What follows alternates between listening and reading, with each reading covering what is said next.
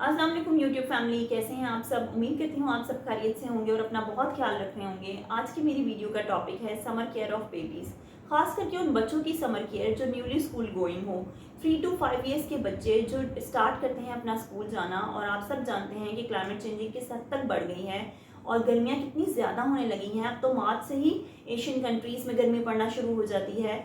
तो वो कौन सी चीज़ें हैं जिनको हमें ध्यान में रखना चाहिए बच्चों की समर केयर के लिए, इन सब चीज़ों की डिस्कशन मैं आज इस वीडियो में करूँ। माओं को कंफर्ट जोन में रहने के लिए ज़रूरी होता है कि वो अपने बच्चों को कंफर्ट जोन में रखें। अगर उनके बच्चे कंफर्टेबल होंगे तो समर्स में वो ज़्यादा इजीली अपनी ड्यूटीज़ प्ले कर सकेंगे, क्योंकि आपको पता है गर्मियों में हमारी ड्रेसिंग सेंस चेंज हो जाती है, हमारी एक्टिविटीज़ चेंज हो जाती हैं और हमारे मूड्स तक चेंज होना शुरू हो जाते हैं, क्योंकि गर्मियाँ बहुत ज़्यादा अफेक्ट करती हैं। खास करके मैं माओं की बात करूँगी, जब आप किचन में काम करने जाते हैं तो आप 3 से 4 घंटे बड़े आराम से सर्दियों में काम कर लेते हैं, लेकिन गर्मियों में ऐसा नहीं होता है। गर्मियों में आप 1 घंटे में पैनिक करना शुरू हो जाते हैं, क्योंकि गर्मी बहुत ज़्यादा अफेक्ट करती है ह्यूमन बिहेवियर पे।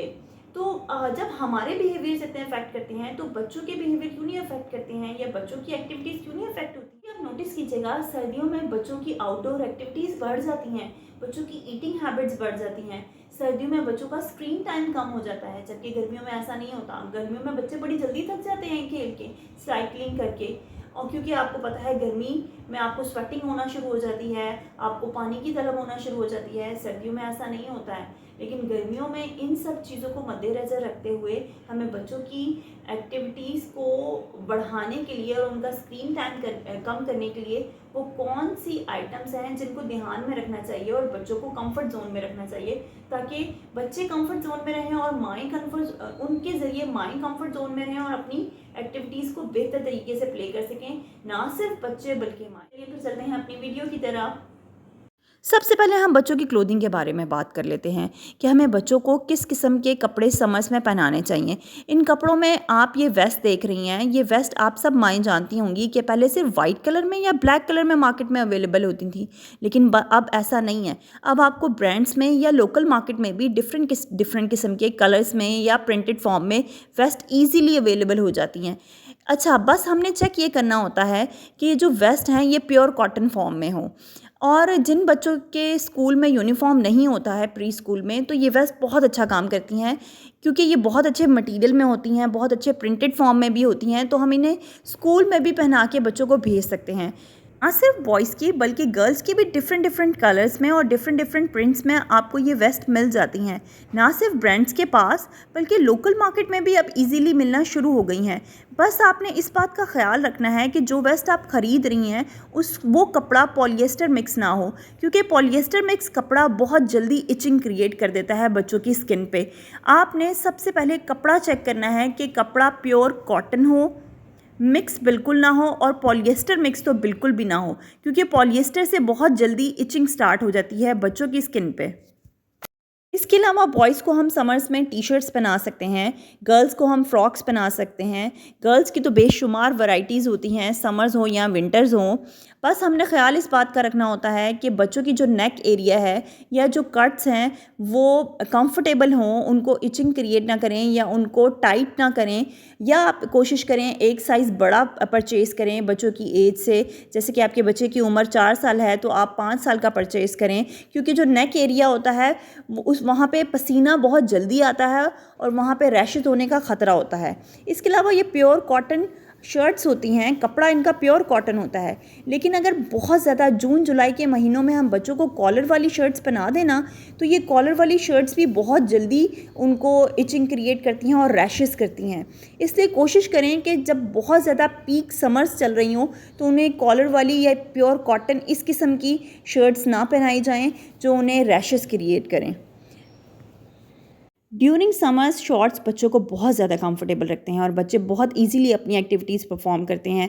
ये प्योर कॉटन में भी अवेलेबल होते हैं, जीन्स में भी अवेलेबल होते हैं। बस हमें ख्याल ये रखना होता है कि हम ये पहना के बच्चों को सुला नहीं सकते, क्योंकि जो पर्टिकुलर एरिया बच्चों का टांगों का खुला रह जाता है तो वो फिर कंप्लेन करते हैं कि उन पर्टिकुलर एरियाज़ में दर्द होती है। इसलिए रात को सुलाते वक्त आपने उनको फुल ट्राउज़र पहनाना होता है या हाफ़ स्लीव शर्ट्स पहनानी होती हैं, ताकि उनके वो पर्टिकुलर एरियाज़ ढके रहें जहाँ हवा लगे। ख़ास करके अगर आप उन्हें एयर कंडीशन में सुला रहे हैं तो फिर तो आप उन्हें लाजमी फुल ट्राउज़र पहनाएं और हाफ़ स्लीव शर्ट्स पहनाएं ताकि उन्हें पेन इश्यूज़ ना आएँ। बस ख्याल रखें ये भी प्योर कॉटन में हो, क्योंकि रात को बच्चों को सोते टाइम बहुत ज़्यादा स्वेटिंग होती है और बहुत ज़्यादा पसीना आता है, और ये नेचुरल होता है, हर बच्चे को पसीना आता है, तो इसलिए इन बातों का ख्याल रखें। यहाँ पे आपने मुझे एक फेवर देनी है। अगर आपको वीडियो ज़रा सी भी हेल्पफुल महसूस हो रही है तो प्लीज़ वीडियो को लाइक कीजिएगा, चैनल को सब्सक्राइब कीजिएगा और बाकी मदर्स के साथ ये वीडियो शेयर कीजिएगा। समर्स में बच्चों को हमने सैंडल्स परचेज़ करके देनी होती हैं। कोशिश करें कि कंफर्टेबल सैंडल्स परचेज़ करें, हैवी वेट सैंडल्स या शूज़ ना परचेज़ करें, क्योंकि चाहे आप कितने भी एक्सपेंसिव हैवी शूज़ परचेज़ कर लें, वो बच्चों के पाँव में दर्द करते हैं। इसलिए कोशिश करें कि लाइट वेट सैंडल्स या शूज़ परचेज़ करें। समर्स में बच्चों को हमने जो एसेसरीज़ परचेज़ करके देनी होती हैं उनमें सन ग्लासेस और कैप्स हैं। ये उन बच्चों के लिए तो बहुत इंपॉर्टेंट होती हैं जो अपने पेरेंट्स के साथ बाइक पे ट्रैवल करते हैं। उनके लिए बहुत ज़रूरी होता है कि स्कूल जाते टाइम या आते टाइम उनके पास सन ग्लासेस और कैप्स लाजमी हों। ड्यूरिंग समर्स ये बहुत बड़ा टास्क होता है कि हम बच्चों को डिहाइड्रेशन से बचाएं और उनकी ड्रिंकिंग हैबिट्स डेवलप करें। इसके लिए आप इस किस्म की 2-3 बॉटल्स परचेज़ कर लें, कलरफुल सी, जिसमें आप जूस फिल करें और बच्चों को अट्रैक्ट करें कि आप जूस पीने की तरफ आएँ। आपने उनको कहना नहीं है कि आपने जूस पीना है, आपने खुद एक्टिंग करनी है जूस पीने की। वो ऑटोमेटिकली आपके पास आएंगे और जूस पीना स्टार्ट कर देंगे। आप ये एक्टिविटी प्ले करके देखिएगा बच्चों के साथ, वो ऑटोमेटिकली आपके पास आएंगे और जूस पिएंगे।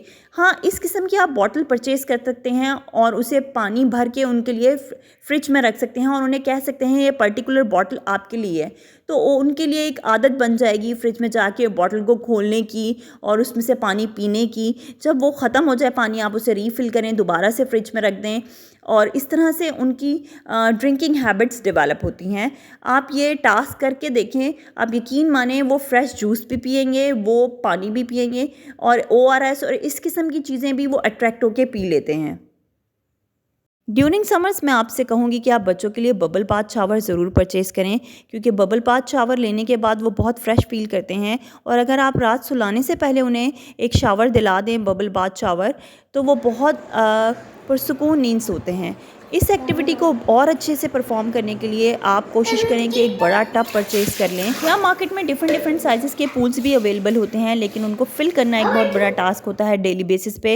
इसलिए ईज़ी रहता है कि अगर आप एक बड़ा टब परचेज़ करके बच्चों के वॉशरूम में रख दें तो बबल बाथ शावर भी हो जाएगा और उनकी एक एक्टिविटी भी परफॉर्म हो जाएगी।